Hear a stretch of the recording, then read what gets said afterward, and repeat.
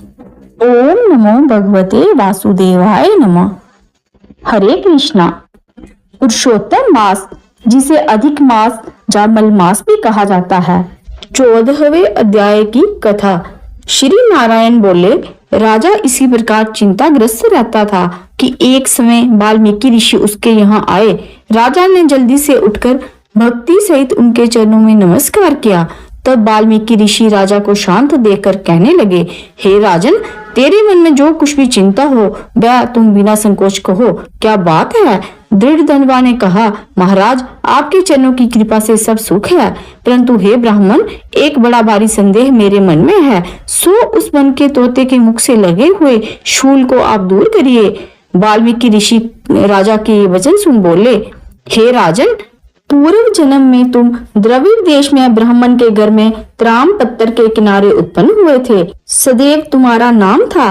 तुम धार्मिक सत्यवादी जितना मिले उतने ही में संतुष्ट रहने वाले थे।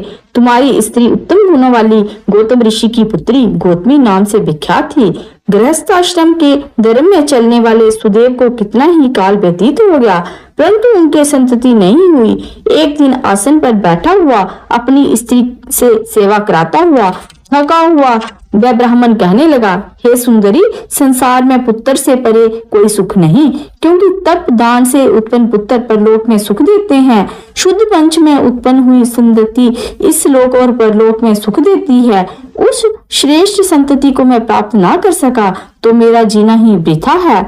मैंने उसे वेदाध्ययन नहीं कराया, ना उसका विवाह आदि किया, अतः मेरा जन्म वृथा है।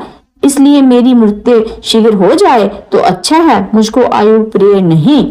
इस प्रकार अपने पति के वचनों को सुनकर उस सुंदरी के मन में अत्यंत दुख हुआ और बोली, हे प्राणेश्वर, ऐसे तुच्छ वाक्य मत कहो। तुम्हारे जैसे वैष्णव शूरवीर कभी निराश नहीं होते। हे विप्र, आप सत्य धर्म में तत्पर रहें।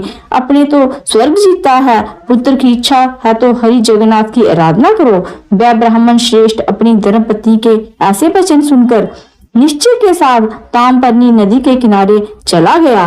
वहां जाकर पुण्य तीर्थ में स्नान कर महाभयंकर तप करने लगा। ऐसे उस तपोनिधि के 4000 वर्ष बीत गए। हे ब्राह्मण, उसके तप से त्रिलोकी कांप उठी। सुदेव का महाउग्र तप देखकर बड़े बेग से गरुड़ पर चढ़कर भक्त वत्सल श्री भगवान प्रकट हुए। श्री नारायण बोले, हे नारद जी, नवीन मेघ के समान चतुर्भुज जगत के पालन करने में समर्थ उन मुरारी के आनंदित मुख को देखकर बड़े हर्ष के साथ सुदेव ब्राह्मण ने मुकुंद को साष्टांग नमस्कार किया। बोलो नारायण भगवान की जय। पुरुषोत्तम मास की जय।